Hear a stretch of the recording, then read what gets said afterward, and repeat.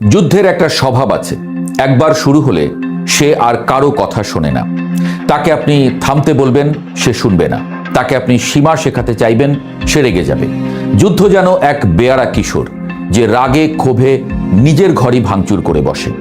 এই মুহূর্তে ইরানকে ঘিরে যে যুদ্ধ চলছে, সেটাও ঠিক তেমনই। কেউ আর কাউকে মানছে না, কেউ আর হিসাব রাখছে না, কোথায় শেষ কোথায় শুরু। এদিকে বিশ্ব তাকিয়ে আছে যুদ্ধ থামার অপেক্ষায়, কারণ এই যুদ্ধ দুনিয়ার বুকে জগদ্দল পাথরের মতো চেপে বসেছে। কবে কিভাবে থামবে এই ভয়ানক ধ্বংসযজ্ঞ? ধ্বংস এখন আর কোনো খবর নয়, বরং নিয়ম। একের পর এক গুরুত্বপূর্ণ স্থানে হামলা হচ্ছে। হাসপাতাল, বিশ্ববিদ্যালয়, তেলের খনি, যে জায়গাগুলোতে জীবন বাঁচে, জ্ঞান জন্ম নেয়, অর্থনীতি দাঁড়িয়ে থাকে, সেগুলোই এখন নিশানা। যুদ্ধ যেন বলছে, তোমাদের সভ্যতা সেটা আমি মানি না। আর এখন সেই ধ্বংসের রেখা এসে ঠেকেছে সেতুতে। যে সেতু মানুষকে এক প্রান্ত থেকে আর এক প্রান্তে নিয়ে যায়, সেই সেতুই ভেঙে দিয়ে যুদ্ধ যেন বলছে সংযোগ সেটাও থাকবে না। এই যুদ্ধের সবচেয়ে অদ্ভুত দিক হলো, এখানে কেউ পিছু হটতে রাজি নয়। ইরান নিজের জায়গায় অটল, ইসরায়েল নিজের আঘাত থামাচ্ছে না। আর আমেরিকা, বিশেষ করে ডোনাল্ড ট্রাম্প, তিনি যেন পুরো খেলাটাকে এক অন্য স্তরে নিয়ে গেছেন। ছেলেবেলার একটা দৃশ্য মনে পড়ে। বন্ধুদের সঙ্গে খেলতে গিয়ে ঝগড়া লাগলে শেষে যখন আর জেতা যায় না, তখন কেউ কেউ হঠাৎ মুখ বাঁকিয়ে একটা ভেঙচি কেটে চলে যেত, যেন বলছে আমি হারিনি, আমি নিজেই যাচ্ছি। ট্রাম্পের সাম্প্রতিক আচরণটা ঠিক তেমনই। কূটনীতি যখন তাকে সুবিধা দিতে পারছে না, আলোচনা যখন তার শর্তে হচ্ছে না, তখন তিনি যেন রাগে ক্ষোভে পুরো বোর্ডটাই উল্টে দিতে চাইছেন। ইস্টার সানডে খ্রিস্টানদের সবচেয়ে পবিত্র দিনগুলোর একটি। এই দিনে সাধারণত মানুষ প্রার্থনা করে, ক্ষমা চায়, শান্তির কথা বলে। কিন্তু সেই দিনেই ট্রাম্প এমন ভাষায় পোস্ট করলেন, যা শুধু অশালীনই নয়, বরং বিপজ্জনক। তিনি সরাসরি হুমকি দিলেন, ইরানের বিদ্যুৎ কেন্দ্র, সেতু সব ধ্বংস করে দেওয়া হবে। কথার মধ্যে ছিল রাগ, হতাশা আর এক ধরনের অস্থিরতা। এই অস্থিরতা নতুন নয়, কিন্তু এবার সেটা যেন আরো নগ্নভাবে সামনে এসেছে। যুদ্ধের ময়দানে এর প্রতিফলনও স্পষ্ট। ইরানের ভেতরে হামলার মাত্রা বেড়েই চলেছে। তেহরানের শরীফ প্রযুক্তি বিশ্ববিদ্যালয়, যেখানে ভবিষ্যতের বিজ্ঞানীরা পড়াশোনা করে, সেখানেও হামলা হয়েছে। গ্যাস স্টেশন, আইটি সেন্টার, এমনকি মসজিদও রেহাই পায়নি। হাসপাতালগুলোতে হামলা হয়েছে, যেখানে মানুষ জীবন বাঁচানোর জন্য ছুটে আসে, সেখানে এখন মৃত্যু অপেক্ষা করে। সংখ্যাটা ভয়াবহ। ইতোমধ্যেই প্রায় 8,000 মানুষের প্রাণ গেছে। কিন্তু এই সংখ্যা শুধু একটা সংখ্যা নয়, এর পেছনে আছে হাজার হাজার গল্প। কারো বাবা নেই, কারো সন্তান নেই, কারো ঘর নেই। যুদ্ধ এই গল্পগুলো শোনে না, সে শুধু এগিয়ে চলে। অন্যদিকে ইসরায়েলও থেমে নেই। তেল আবিব, জেরুজালেম, এলিয়াত, সব জায়গায় বিস্ফোরণের শব্দ। আকাশে ক্ষেপণাস্ত্র, ড্রোন, মনে হয় যেন পুরো আকাশটাই যুদ্ধক্ষেত্র হয়ে গেছে।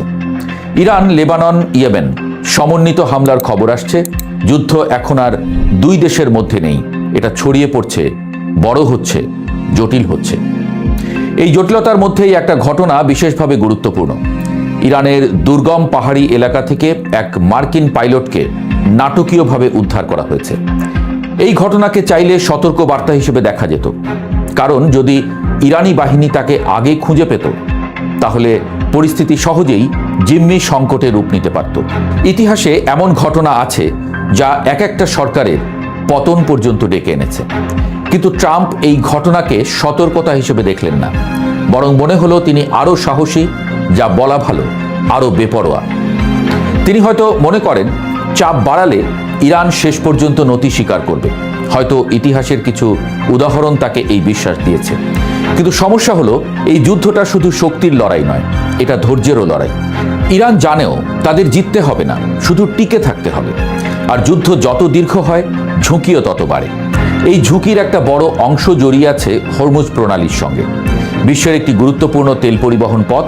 ইরান বুঝে গেছে এটা তাদের সবচেয়ে বড় অস্ত্র, আর ট্রাম্প এটাকে খুলে দিতে চান যে কোনো মূল্যে। কিন্তু প্রশ্ন হলো, খুলে দিলেই কি শেষ? সেটাকে খোলা রাখার জন্য যে দীর্ঘমেয়াদী উপস্থিতি দরকার, সেটার জন্য কি তিনি প্রস্তুত? ইউরোপীয় দেশগুলো ইতোমধ্যেই ক্ষুব্ধ। তারা বলছে তাদের সঙ্গে আলোচনা না করেই যুদ্ধ শুরু করা হয়েছে, অথচ এখন তাদের সহযোগিতা চাওয়া হচ্ছে। এমনকি প্যারিসে যে বৈঠক হলো, সেখানে যুক্তরাষ্ট্রকে আমন্ত্রণই জানানো হয়নি। এটা কূটনৈতিক ভাষায় এক ধরনের বার্তা, আমরা তোমার এই পাগলামোর খেলায় নেই। এমনকি চীনও খুব আগ্রহ দেখাচ্ছে না, যদিও এই পথ দিয়েই তাদের বিপুল তেল আসে। অর্থাৎ ট্রাম্প যে আন্তর্জাতিক জোটের কথা ভাবছেন সেটা বাস্তবে তত সহজ নয়। এর মধ্যে আবার নতুন নতুন হুমকি, তেল দখল করা হবে, দ্বীপ দখল করা হবে, পারমাণবিক স্থাপনা থেকে ইউরেনিয়াম জব্দ করা হবে। কথাগুলো শুনতে যত সহজ, বাস্তবে ততটাই কঠিন। কারণ শত্রুর ভূখণ্ডে যুদ্ধ মানেই অনিশ্চয়তা, যন্ত্রপাতি বিকল হতে পারে, বিমান ভূপাতিত হতে পারে, সৈন্য নিহত হতে পারে। ইতোমধ্যেই কয়েকটি মার্কিন বিমান হারানোর খবর এসেছে। কিছু ভূপাতিত হয়েছে, কিছু উদ্ধার অভিযানে ধ্বংস করতে হয়েছে। এগুলো শুধু সামরিক ক্ষতি নয়, এগুলো প্রতীক, যুদ্ধের অনিশ্চয়তার প্রতীক। সবচেয়ে বড় প্রশ্ন হলো, এই যুদ্ধ কোথায় গিয়ে থামবে? এই মুহূর্তে তার কোনো উত্তর নেই, কারণ কেউ থামতে চাইছে না।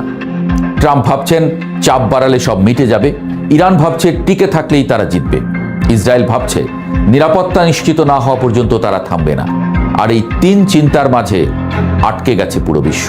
যুদ্ধ যেন একটা আগুন, যেটা শুরুতে ছোট ছিল কিন্তু এখন তা ছড়িয়ে পড়ছে চারিদিকে। কেউ পানি ঢালছে না, বরং সবাই নিজের মতো করে তেল ঢালছে। ফলে আগুন শুধু বাড়ছে আর তার তাপে পুড়ছে মানুষ, শহর, ভবিষ্যৎ।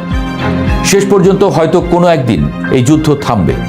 সব যুদ্ধই একসময় থামে, কিন্তু প্রশ্ন হলো তার আগে কত কিছু ভাঙবে, কত জীবন যাবে, কত শহর ধ্বংস হবে। এই মুহূর্তে দাঁড়িয়ে মনে হচ্ছে যুদ্ধ আর কোনো নিয়ম মানছে না। আর যখন যুদ্ধ নিয়ম মানে না, তখন সে শুধু ধ্বংসই ডেকে আনে।